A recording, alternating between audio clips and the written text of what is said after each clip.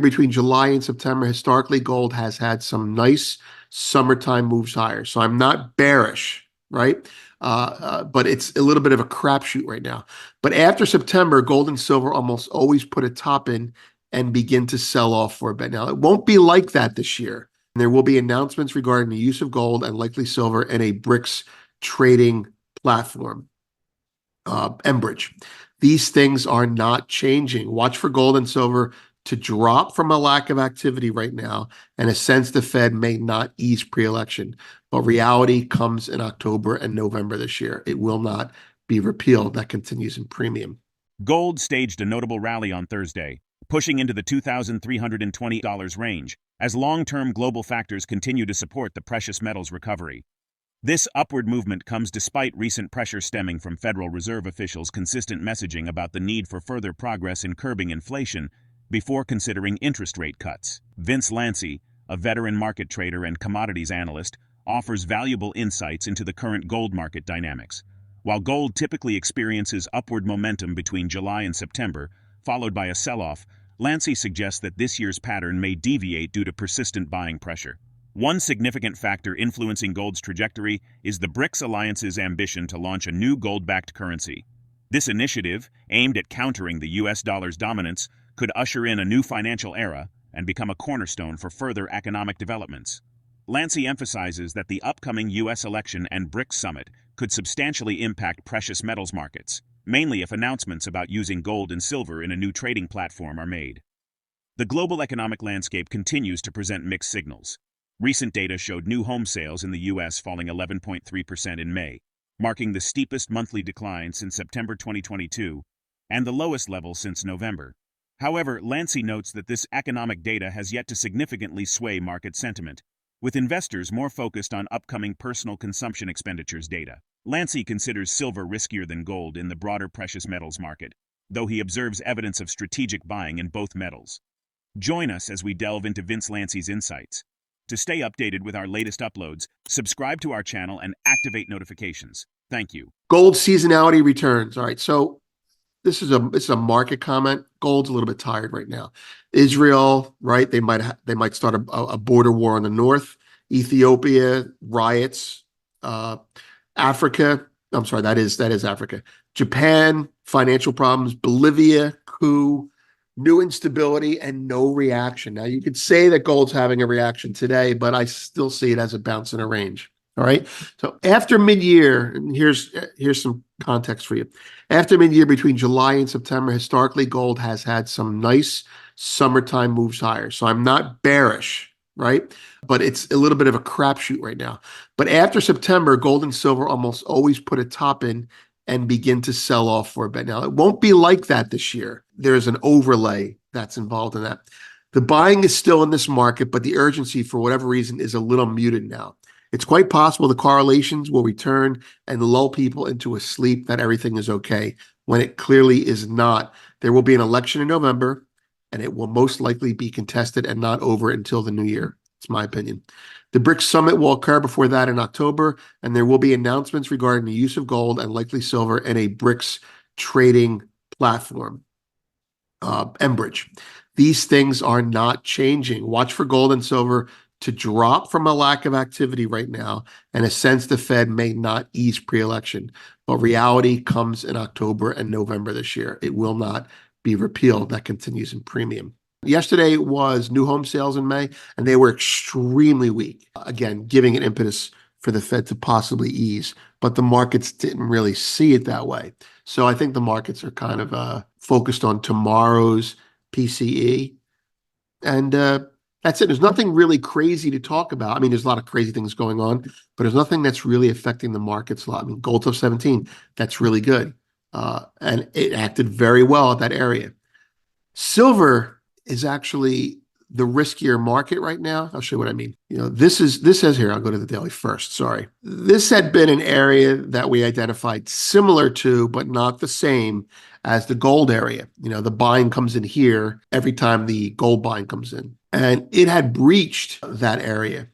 So maybe my line is wrong. Maybe my line needs to be down here, right there. Now, I move lines because I don't swear by them. But the point is, that's where the buying came in.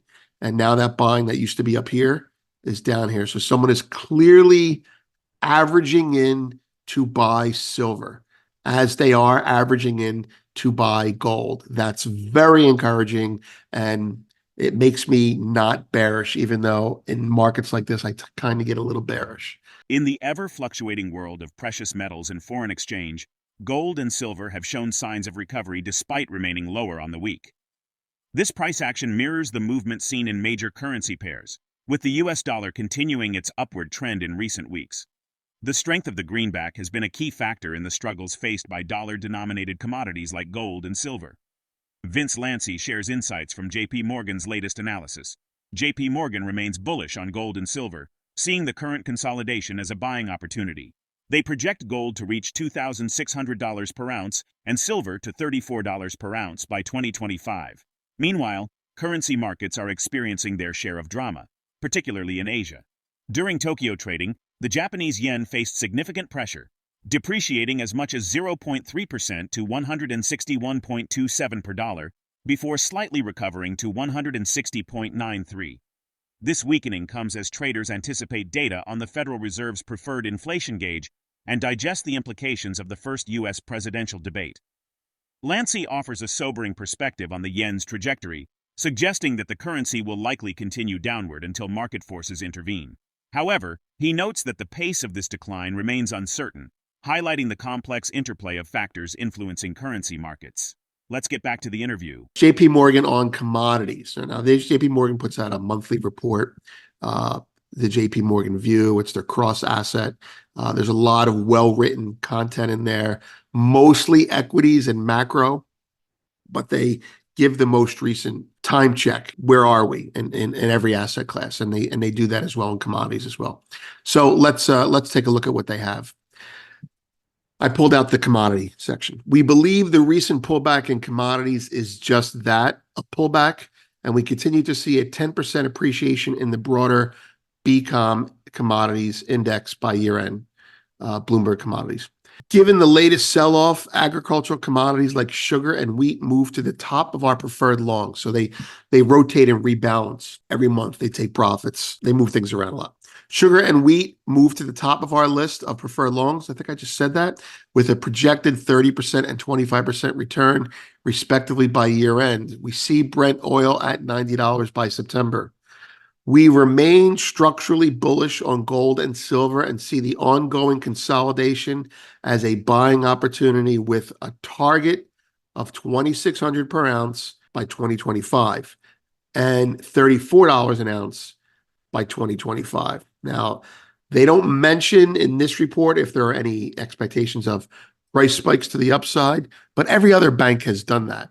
You know, they're all talking about with a chance of X. Citibank led the charge on that 3 months ago. It's actually a pretty smart way to discuss it. Anyway, those are the most recent targets by JP Morgan. They haven't updated in a while. That's at least not that I've seen.